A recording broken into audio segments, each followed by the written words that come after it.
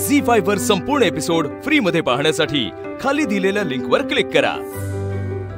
तुझ्यासारख्या sensible मुलीने असा निर्णय घ्यावा आश्चर्य आहे। प्लीज माझा राजीनामा स्वीकारा ना, मी खरंच नाही नोकरी करू शकत यापुढे। I cannot afford to lose my most efficient staff. Mister Anil म्हणाले म्हणून तू राजीनामा देणार? सर मी म्हटलं ना, लग्न ठरलंय माझं आणि तशी मी नोकरी सोडणारच होते। जान्हवी, हे वाक्य तू माझ्याकडे बघून म्हणाली असतीस ना तर मी अधिक जास्त कन्व्हिन्स झालो असतो। तू विचार कर, सगळा विचार कर, आणि त्यानंतरही तुला राजीनामा द्यावासा वाटला तर आपण जरूर त्याविषयी बोलू। पण आत्ताच्या तुझ्या या आततायी निर्णयाला मी सपोर्ट करू शकत नाही। सर पण यू मे गो नाउ। साहेब, त्या छत्रीवालीशी बोलणं झालं का तुमचं? लग्न ठरलंय रे तिचं। काय? लग्न आधीच ठरलंय तिचं? पण तिने आधी का नाही सांगितलं तिचं लग्न ठरलंय म्हणून? अरे असं कसं सांगणार ती आधी? सर तुम्ही तिची बाजू घेऊन बोलू नका। त्या छत्रीवाल्याचा खूप राग आलाय मला साहेब। कधी भेटली ना तर जाब विचारणार आहे मी तिला। नंदन, असं काही वागायचं नाहीयेस तू, कळलं? आणि मी तिला विचारायच्या आधीच तिने तिच्या लग्नाबद्दल मला सांगितलं। अजूनही त्या अकाउंटंटचा पत्ता नाही, सकाळी पण नव्हता तो स्टॉपवर। काय झालं असेल? दांडी मारली असेल का बरं वाटत नसेल? हाय श्री। हाय।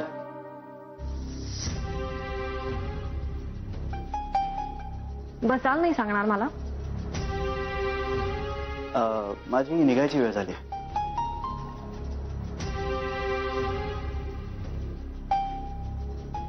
मी खूप नॉनसेन्स वागले ना। I am really sorry.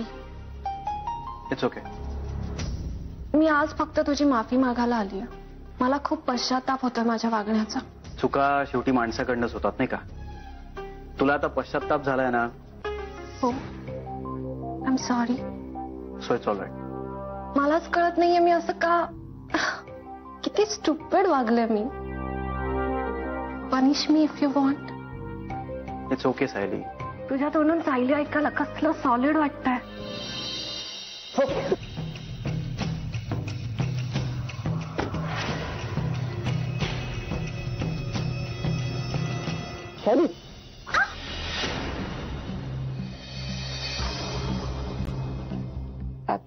राहू दे सर, मी नंतर येते।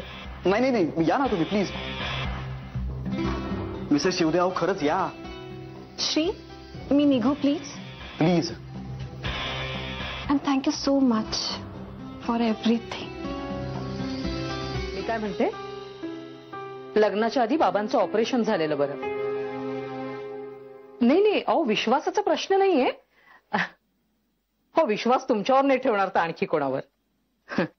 नाही, जान्हवी जरा अपसेट वाटली। तिला वाटत होतं लग्नात तिच्या बाबांनी चालतं फिरतं राहावं। आई अगं, काय गरज होती असं बोलायची? किती चुकीचं वाटतं ग ते। वाटू दे वाटलं तर। उद्या लग्न झाल्यानंतर त्यांनी हात वर केले म्हणजे आयुष्यभर पांगुळगाडा घेऊन फिरावं लागेल तुझ्या वडिलांना। आणि त्यांनीच तसं कबूल केलं होतं। मी त्यांना फक्त त्याची आठवण करून दिली। अहो, तुम्ही का जागे आहात अजून? झोपा ना आता। काय ग, झोप येत नाहीये? लग्न ठरल्यानंतर प्रत्येक मुलीचं असंच होतं। आई, सगळ्या गोष्टींचं टेन्शन आलंय ग मला। तू कसल्याही गोष्टीचं टेन्शन घेऊ नकोस। अनिल रावांशी लग्न करण्याचा तो निर्णय घेतलायस ना, ती खूप मोठी मजल मारलीस तू। त्यामुळे सगळ्या काळज्या सोडून दे आता। महेशराव बाबांना घेऊन हाडांच्या डॉक्टरांकडे जाणार आहेत। सगळ्या गोष्टी अगदी नीट पार पडतील बघ, देवाच्या कृपेने।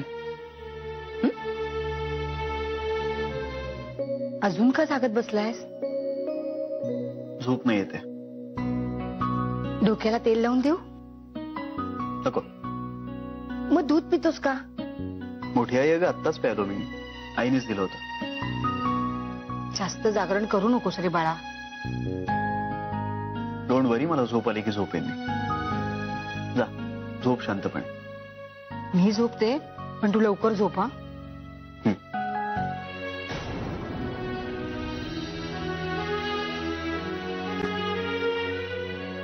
ही मुलगी माझ्या डोक्यातून जात का नाहीये?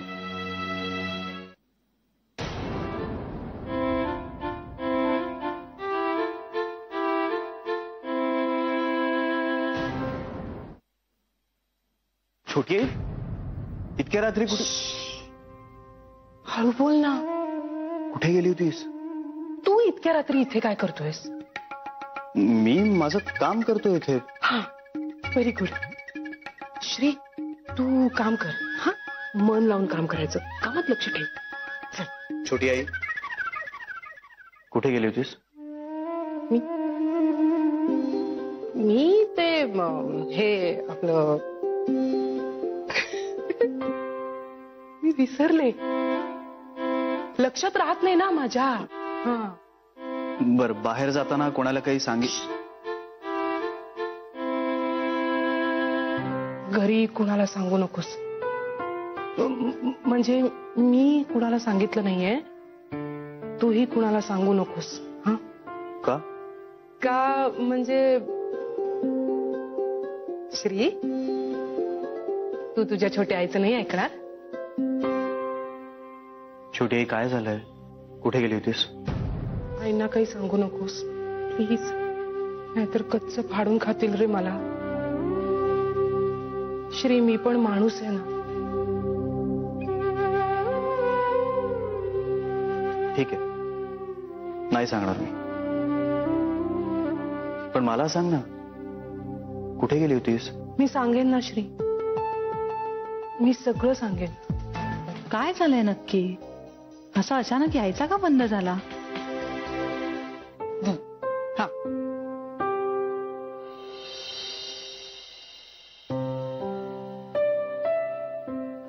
श्री, तुझं सायली बरोबरचं भांडण मिटलं का रे?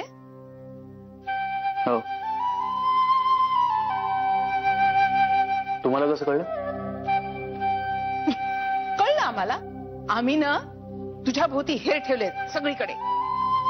हो, आहे आमचा एक हेर. तो आम्हाला सगळी माहिती देतो बरं का, तुझं काय काय चाललंय ते. श्री, कसला विचार करतोस एवढा? कसला विचार करतोस एवढा? नाही, काय नाही. छोटी आई कुठे? अरे, तिचं डोकं दुखतंय म्हणून झोपलीये. महिन्यातनं 1-2दा तरी तिचं डोकं दुखतच. का रे, काही काम होतं का तिच्याकडे? नाही, काय नाही, सहज विचारलं. इथे दिसली नाही मला म्हणून विचारलं.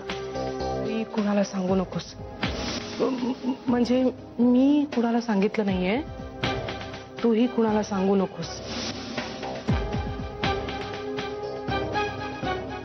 श्री, कसला विचार करतोस एवढा? श्री, कसला विचार करतोयस? मी निघतो. गाडीनच जाणार आहेस ना? हो, म्हणजे अजून कशाने जाणार मी? सध्या माझी गाडीच माझी सोबतीण ना, बाकी कोणी नाही. ओके, येस, तुमच्या पाशी वाट पाहतोय मी. हो, मी फोन करतो. थँक्यू. या या. Thank you. Okay, bye. Nice to meet you.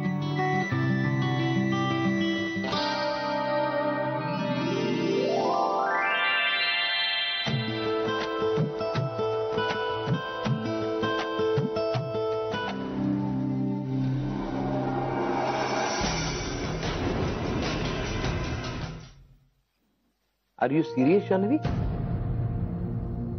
Yes sir. Janhavi, तुला वेळ लागलाय का?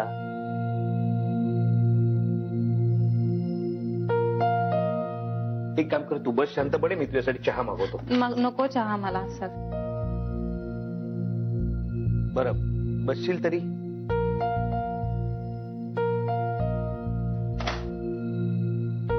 आता मला सांग, तुला नोकरी का सोडायची? सर, लग्न ठरलंय ना माझं. म्हणजे ते खरंय? Yes sir. जान्हवी, लग्न हा तुझा वैयक्तिक प्रश्न आहे, तरीही वडिलकीच्या नात्याने मी तुला सांगतो, विचार कर.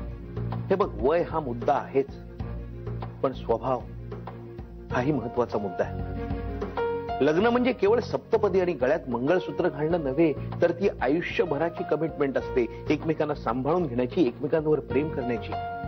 आणि जान्हवी, एक चूक can ruin your entire life. लग्न करणं सोपं आहे, निभावणं कठीण आहे. तेव्हा निभावण्याची खात्री असेल तरच लग्न कर.